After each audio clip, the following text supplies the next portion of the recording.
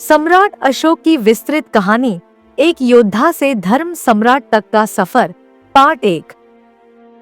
अशोक 273 ईसा पूर्व से 232 ईसा पूर्व तक मौर्य सम्राट बिंदुसार के पुत्र थे। उनकी माता का नाम सुभद्रांगी था, जिन्हें धर्मा भी कहा जाता था। अशोक के बचपन के बारे में ज्यादा जानकारी नहीं मिलती, लेकिन कहा जाता है कि वे बचपन से ही बुद्धिमान, साहसी और कुशल योद्धा थे। बिंदुसार की मृत्यु के बाद उनकी इच्छा थी कि उनका सबसे बड़ा पुत्र सुसीम राजा बने, लेकिन मंत्री राधागुप्त की सहायता से अशोक ने सत्ता हासिल कर ली। सत्ता की इस दौड़ में अशोक ने अपने 99 भाइयों की हत्या कर दी, जिससे शुरू में उन्हें एक क्रूर और निर्दयी शासक के रूप में जाना गया। अशोक की कई पत्नियां थीं, जिनमें प्रमुख पत्नियां: एक देवी या महादेवी, विदिशा की व्यापारी पुत्री, इसका पुत्र महेंद्र, पुत्री संघमित्रा थी। 2 असंधिमित्रा, यह सम्राट अशोक की पटरानी थी। 3 कारुवाकी, जिसे अशोक के पुत्र तीवर का जन्म हुआ। 4 स्तिष्यरक्षिता, जिनके कारण अशोक के पुत्र कुणाल की आंखें फोड़ दी गई थी। 5 पद्मावती, जिससे अशोक के पुत्र कुणाल का जन्म हुआ। गद्दी पर बैठने के बाद अशोक ने अपने साम्राज्य का विस्तार करने के लिए कई अभियान चलाए, जिनमें चोल, पांड्य, केरल पुत्र और ताम्रपर्णी, श्रीलंका को छोड़कर पूरे भारत पर विजय प्राप्त की। कलिंग युद्ध, अशोक का जीवन बदलने वाला मोड़। अशोक के शासन का सबसे निर्णायक क्षण था कलिंग युद्ध। अपने शासन के 8वें वर्ष 261 ईसा पूर्व में अशोक ने कलिंग, आधुनिक ओडिशा, पर आक्रमण किया। उस समय कलिंग का शासक नंदराज थे। यह युद्ध बहुत भयानक था। हजारों लोग मारे गए, गांव जलाए गए और निर्दोष लोग युद्ध की चपेट में आ गए। वर्ष 261 ईसा पूर्व, सम्राट अशोक की विशाल सेना कलिंग की स्वतंत्र भूमि पर काली आंधी की तरह टूट पड़ी। ये सिर्फ एक युद्ध नहीं था, ये क्रोध, अहंकार और निर्दयता का तांडव था, जिसने इंसानियत को लहूलुहान कर दिया। अशोक के लाखों सैनिकों ने कलिंग की सीमाओं को रौंद डाला। तलवारें चमक रही थी, बाणों की बौछार से आकाश अंधकारमय हो गया था। कलिंग की सेना ने आखिरी सांस तक अपनी भूमि के लिए लड़ने की ठानी, लेकिन अशोक की निर्दयी सेना की क्रूरता के आगे धीरे धीरे उनके शरीर बेजान होते गए। मृतकों का अंबार, कटे हुए सिरों की मीनारें और रक्त से लथपथ धरती। लोगों की चीखें हवा में गूंज रही थी, जैसे धरती ने भी उस रक्तपात पर विलाप करना शुरू कर दिया हो।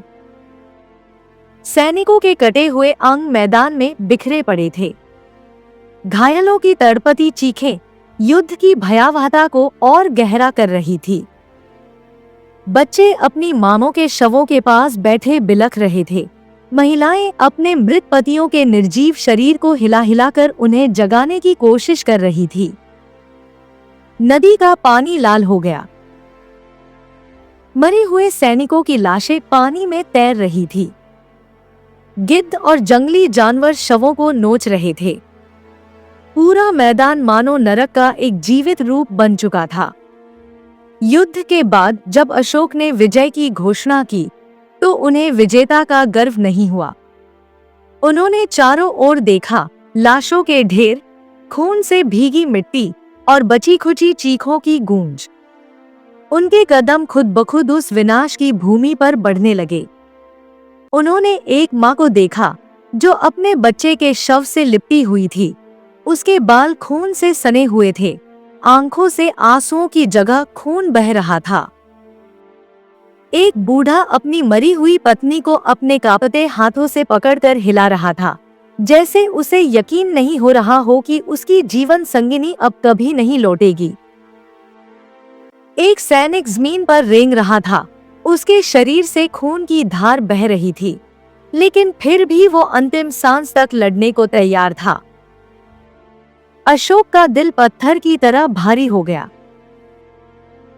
उनकी आंखों के सामने सिर्फ मौत थी। वो समझ गए कि उनकी जीत की कीमत लाखों मासूमों की जान थी। उस रात अशोक की आंखों से नींद गायब हो गई। हर बार जब वो आंखें बंद करते तो उन्हें वो रक्त से सना मैदान दिखता। वो चीखें उनके कानों में गूंजती, वो बच्चों की करुण पुकार उनके हृदय को चीरती। अगली सुबह अशोक ने एक ऐतिहासिक निर्णय लिया। उन्होंने तलवार फेंक दी। उन्होंने घोषणा की कि अब से वो कभी युद्ध नहीं करेंगे। उन्होंने बौद्ध धर्म को अपनाया और जीवन भर शांति और अहिंसा का प्रचार किया। लेकिन उनका अंतःकरण जीवन भर कलिंग की उन चीखों से मुक्त नहीं हो पाया। विजय वही है जहां रक्त नहीं बहता। युद्ध की आग सिर्फ राख छोड़ जाती है। कलिंग युद्ध का मैदान आज भी उस भयानक दिन की कहानी कहता है। वो रक्त की नदियां, वो कटे हुए सिरों की मीनारें और वो चीखें इतिहास में हमेशा के लिए अमर हो गई। एक ऐसी घटना के रूप में जिसने एक राजा को राक्षस से साधु बना दिया। हाथी गुफा अभिलेख के अनुसार अशोक ने जब युद्ध के बाद का मंजर देखा तो वे आत्मग्लानि से भर गए। उन्होंने देखा कि उनकी विजय ने कितनी त्रासदी फैलाई थी। इस घटना ने अशोक के हृदय को झकझोर दिया। उन्होंने शस्त्र त्यागने और धर्म अपनाने का संकल्प लिया। बौद्ध धर्म की ओर कदम। अशोक ने बौद्ध भिक्षु उपगुप्त के मार्गदर्शन में बौद्ध धर्म की दीक्षा ली। उन्होंने महात्मा बुद्ध के अष्टांग मार्ग और अहिंसा के सिद्धांतों को अपनाया। अशोक ने गया, कुशीनगर, लुम्बिनी, कपिलवस्तु, सारनाथ और श्रावस्ती जैसे बौद्ध तीर्थ स्थलों की यात्रा की। लुम्बिनी में, जहां बुद्ध का जन्म हुआ था, अशोक ने लुम्बिनी में बलि प्रथा समाप्त कर दी और भूमिकर घटाकर 1/8 कर दिया। धम्म का प्रचार और विदेशी संबंध। अशोक ने अपने जीवन का शेष भाग धम्म, धर्म के प्रचार में लगा दिया। अशोक ने अपने शिलालेखों के माध्यम से पूरे भारत में बौद्ध धर्म के सिद्धांतों को फैलाया। अशोक ने अपने पुत्र महेंद्र और पुत्री संघमित्रा को श्रीलंका भेजा, जहां उन्होंने राजा देवनामपियतिस को बौद्ध धर्म की दीक्षा दिलाई। अशोक ने सिर्फ भारत में ही नहीं बल्कि अन्य देशों में भी धम्म के संदेश को फैलाया। अशोक ने 5 यवन राजाओं के साथ मैत्रीपूर्ण संबंध बनाए। 1 एंटियोकस, सीरिया का शासक। 2 तुर्मय, मिस्र का शासक। 3 एनिकिया, मैसेडोनिया का शासक। 4 मकमास, साइरीन का शासक। 5 एलेक्जेंडर एपायर्स या अलेक्सुंदर एपिरस का शासक। अशोक की धार्मिक नीति और सामाजिक सुधार। अशोक की धर्म नीति में सहिष्णुता, समानता और करुणा के सिद्धांत शामिल थे। अशोक ने राजकीय चिकित्सालय और वनस्पति उद्यान बनवाए। पशु बलि और हिंसक खेलों पर प्रतिबंध लगाया।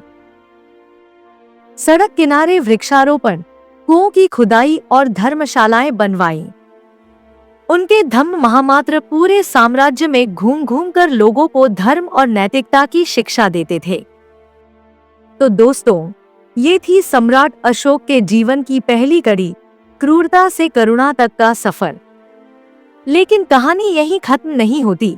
क्या आप जानना चाहते हैं कि अशोक ने बौद्ध धर्म को अपनाने के बाद भारत और दुनिया को कैसे बदला? कैसे उनके धम्म संदेश ने हजारों सालों तक लोगों को प्रेरित किया? तो इस वीडियो को लाइक करें, चैनल को सब्सक्राइब करें और बेल आइकन जरूर दबाएं ताकि आप सम्राट अशोक की कहानी भाग 2 को सबसे पहले देख सकें। कमेंट में हमें बताएं कि अशोक की कहानी का कौन सा हिस्सा आपको सबसे ज्यादा प्रभावित करता है। और हाँ, अगली कड़ी जल्द आ रही है, बने रहिए हमारे साथ। तब तक के लिए धन्यवाद। जय हिंद।